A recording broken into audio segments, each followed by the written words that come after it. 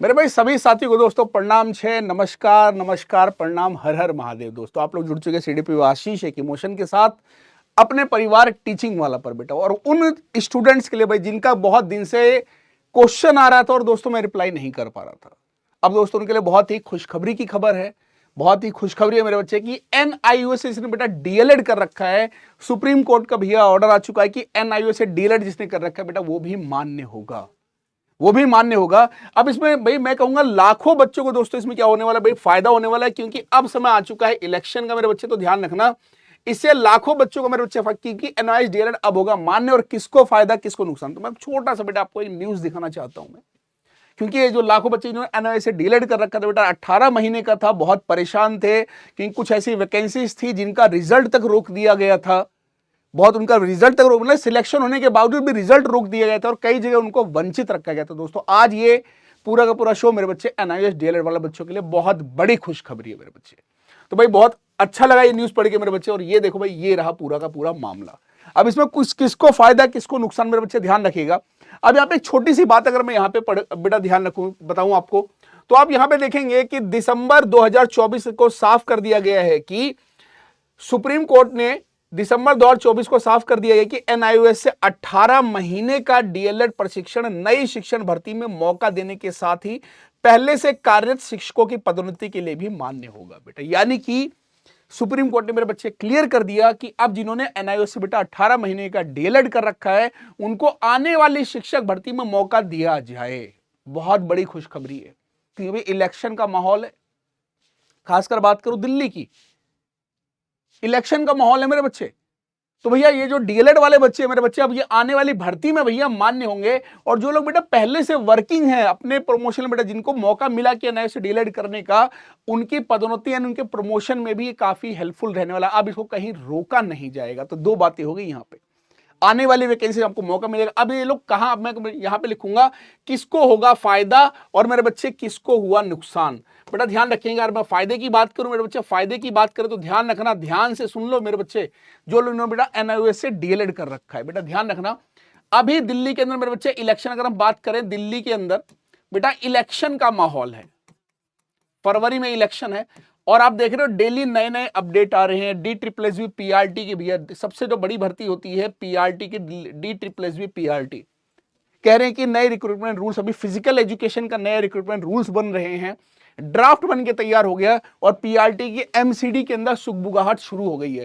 तो मेरे बच्चे ये सबसे बड़ी भर्ती जिसका बहुत और बहुत बेसब्री से इंतजार रहता है, आप यहां अप्लाई कर सकते हैं। अगर हम बात करें बच्चे केंद्रीय विद्यालय, जो कि एक ड्रीम जॉब होती है, सेंट्रल स्कूल के मेरे बच्चे क्या होती है बेटा, केंद्रीय विद्यालय एक ड्रीम जॉब होती है बेटा। आप केंद्रीय विद्यालय में जो सबसे बड़ी भर्ती अभी जो आने वाली है, तो बेटा जितने लोग डीएलएड वाले बेटा ध्यान रखें, मौका मत छोड़े। किस्मत बार बार मौका नहीं देती, हो सकता आपका ये आखिरी मौका हो, और आपकी 2025 मेरे बच्चे मां भगवती से यही प्रार्थना है कि आपकी नौकरी लग जाए हर बच्चे के साथ बेटा, क्योंकि आपकी नौकरी के पीछे आप अकेले नहीं है, आपके पेरेंट्स की उम्मीदें आपसे जुड़ी हुई हैं, उनके इमोशन आपसे जुड़े हुए हैं कि मेरा बेटा मेरी बेटी नौकरी पर लग जाएगा। इस उम्मीद से उन्होंने बेटा एनओएस से आपको डीएलएड कराया हुआ। किस तरीके से हमने ये आप ही जानते हैं अपनी कंडीशन को। तो बेटा ये तो हो गई एक नई जो अभी आने वाली वैकेंसीज हैं।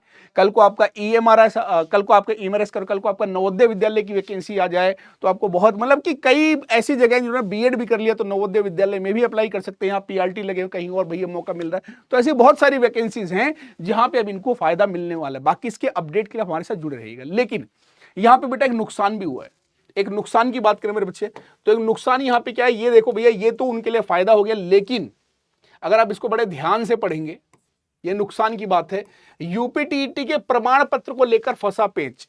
एनओआईएस से डीलेट करने वाले शिक्षकों की नई भर्ती से में भले ही मान्य कर दिया गया हो, लेकिन यूपीटीईटी बेटा ध्यान रखना 2021 किसकी बात कर रहे हैं मेरे बच्चे, यूपी टेट 2021 की बात कर रहे हैं। लेकिन अभी तक पेच फंसा है। एनआईओ से डीलेट करने वाले अभ्यर्थियों ने यूपी टेट 2021 के लिए आवेदन किया था और कार्यालय ने परीक्षा में शामिल करने से इनकार कर दिया था। इस पर अभ्यर्थियों ने हाईकोर्ट में याचिका की और कोर्ट के हस्तक्षेप में परीक्षा में शामिल हुए थे। हालांकि 8 अप्रैल 2022 को इनका रिजल्ट घोषित, परिणाम में इनका रिजल्ट नहीं था। क्या गलती थी इन बच्चों की, नियम बदल गया था। तो इन बच्चों की क्या गलती थी जिनका भैया रिजल्ट रोक दिया गया था? इन बच्चों की क्या गलती थी? भैया क्या नुकसान, मतलब क्यों करा गया इनके साथ ऐसा?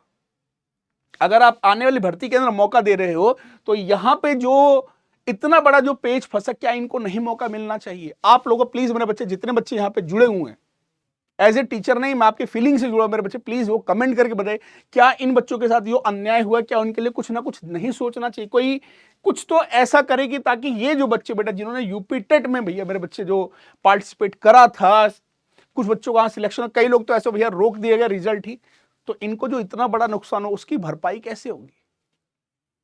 पता नहीं कितनी मेहनत से उसने ये चीजें करी होंगी, किस तरीके से बेटा ये चीजें बनाई होंगी। तो भैया आने वाली भर्ती में तो मेरे बच्चे फायदा है, लेकिन जो पीछे हो गया उसका क्या? तो प्लीज आप लोगों का कमेंट, प्लीज मेरे बच्चे, क्योंकि मेरा प्रयास आपकी नौकरी का है। जहां जहां पे बेटा, जो जहां जहां पे भी नौकरी निकल रही है वो आपको समय समय पर बताता रहूंगा।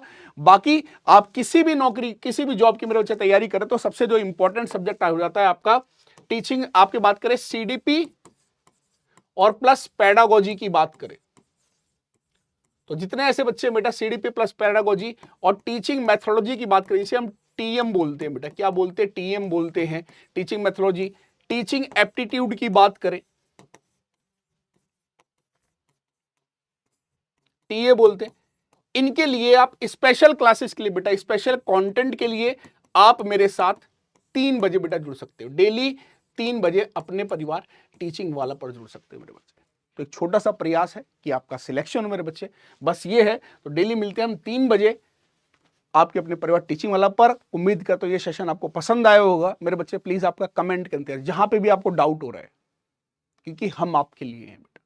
हमारा प्रयास आपके सारे डाउट्स को क्लियर करना, जहां जहां पे वैकेंसी आ रही है वहां पे आपको सिलेक्शन देना। उम्मीद कर आपको सेशन पसंद आया होगा। ऐसे और सेशन के लिए बेटा हमारे साथ आप टीचिंग वाला परिवार से जुड़े रहेंगे। धन्यवाद।